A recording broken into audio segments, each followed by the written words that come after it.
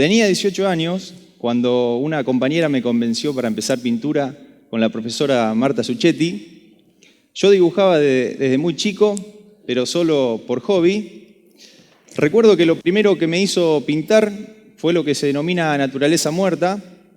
Para los que no conocen, era un jarrón con un par de frutas y otros elementos arriba de una mesa. Era una prueba para evaluar mi capacidad. Después de varios trabajos prácticos, me dijo que ya podía comenzar mi primera pintura. También me aclaró que a todos sus alumnos la primera obra solo se la dejaba hacer con lápiz de pastel, pero que a mí me permitiría la técnica que quisiera. Yo en ese momento era fanático de los redonditos de ricota y me pareció una buena idea como mi primera pintura. No tenía manejo del óleo ni de trabajar con pinceles, pero igual me compré un lienzo de 80 por 1 metro y comencé. Terminarlo me llevó aproximadamente unos 6 meses. A los pocos días de finalizarlo, se realizó una muestra en Rosario donde expuse junto a mis compañeros. Antes de viajar, Marta me comentó que en toda muestra siempre hay una obra que llama la atención de los espectadores. Recuerdo ver cómo la gente se concentraba alrededor de mi pintura. En ese momento, un grupo de personas me llamó para hacerme un par de preguntas. ¿Cuántos años hace que pintás? ¿Qué número de obra es? Cuando yo les digo que solo recién comenzaba y que se trataba de mi primera pintura, pude ver caras de asombro, seguidos de halagos. Esa experiencia me dio empuje para seguir pintando. Al año siguiente comencé la carrera de diseño gráfico en Rosario. Mientras cursaba, los fines de semana trabajaba como diseñador en El Alargue, un periódico deportivo de la ciudad. En ese momento les propuse a los dueños dibujar a los jugadores en caricatura. Les encantó la idea y así fue que todas las semanas se publicaban los dibujos en la contratapa del diario. Después de varios meses recibí un llamado de Fernando Vergara, un profe de fútbol que en ese momento trabajaba en Los Molinos, y me comentó que tenía de hobby escribir cuentos de fútbol y si me interesaba ilustrar esos cuentos. Me aclaró, acá no hay un mango, es solo por pasión. Ya llevamos 14 años como amigos, publicamos 2 libros de cuentos de fútbol y este año estamos por publicar el tercero que se llamará La Silvia. Además, en el 2018 inauguramos nuestra página web llamada Por el Chori y la Coca. Hasta hace 3 años atrás estaba acostumbrado a dibujar o pintar en el escritorio de casa, la verdad una forma bastante solitaria y de la cual ya no estaba disfrutando tanto. Pero un día al ver a un artista pintando un mural en la ciudad, me despertó la curiosidad y las ganas de hacer lo mismo. Así fue que un domingo soleado realicé mi primer mural en el patio de casa. Para el segundo tuve que esperar un miércoles feriado. Elegí una pared de un galpón que daba una placita a la vuelta de casa. La elección del lugar fue por 2 motivos. El primero porque me quedaba muy cerca. Y el segundo, porque era una placita por la que no pasaba mucha gente y si me quedaba mal no se vería. A medida que iba pintando comenzó lo interesante. Chicos que pasaban en bici se acercaron a mirar. Vecinos que por el momento teníamos una relación de hola y chau me empezaron a contar historias y vivencias. Muchos compartían la misma pasión que la mía, pero que la vida los había llevado a trabajar de otra cosa. Esa fue mi primera experiencia con las personas y me pareció maravilloso. No todos conocían a Nelson Mandela, pero sí compartían su idea. Con este mural conseguí 2 récords. El primero terminaron en solo 3 días y el segundo, Lo vandalizaron un día después de finalizarlo.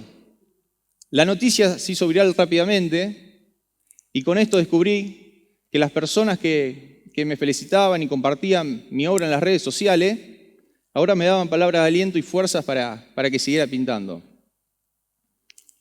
Esto me recordó una frase de Facundo Cabral que dice que el bien es mayoría, pero no se nota porque es silencioso.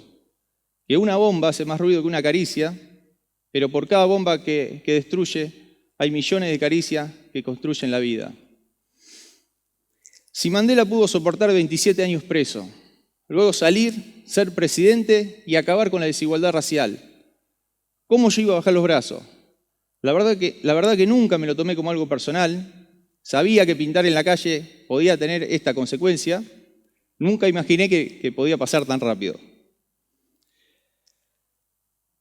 Hacía un tiempo venía con la idea de pintar a la Madre Teresa de Calcuta. Ya tenía el boceto, pero me faltaba el lugar cuando ocurre una casualidad. Era un día de semana, afuera un calor que no se soportaba. Yo estaba esperando que un amigo abriera su negocio. Como faltaba un ratito, aproveché para irme a tomar un helado. En eso entran las maestras y los chicos de una escuela católica de Pujato. Mi novia, que formaba parte de las maestras, me presentó a la directora y en los 15 minutos que hablamos, le muestro el boceto y a la semana siguiente ya estaba pintando en el colegio. De estar en el patio de mi casa a pintar en otra localidad, me generaba nuevas sensaciones. Estaba inquieto, contento, ansioso por no saber qué persona iba a conocer, cómo me iban a recibir y si realmente podía cubrir la expectativa de ellos. Una vez más me encontré con gente maravillosa. Tanto los grandes como los chicos me acompañaron en todo momento y hasta me invitaron al almuerzo de fin de año del colegio. Pero de todas las personas que pasaban por el lugar, me sorprendió un caso en particular. Un hombre frenó con su auto y desde arriba, muy emocionado, me dio las gracias por la obra. Me dijo, solo falta que hable. Cuando se retiró, me contaron que había sido uno de los fundadores del colegio. Ese fue el momento exacto que comprendí por qué pinto. Comprendí que como artista es mi deber conectar con las personas, tratar de emocionar, sorprender o inspirar. Hoy el lugar tiene luces, bancos, flores, el busto del fundador del colegio y el mural de la Madre Teresa bendecido por el obispo. Poder ver cómo a una simple acción se le suman otras acciones para mejorar un lugar es increíble. Hoy estamos acostumbrados a escuchar palabras como crisis, corrupción, violencia.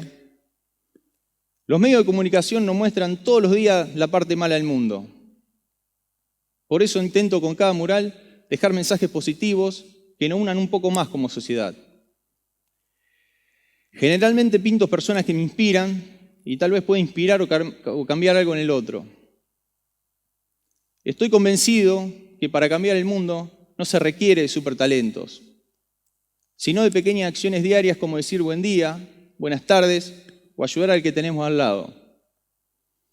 Además, tener un talento requiere una gran responsabilidad. Y si ese talento no es usado para el bien de la sociedad, no tiene sentido. Y recuerden que la vida como los murales son efímeros, pero lo que hagamos con el corazón vivirá para siempre. Muchas gracias.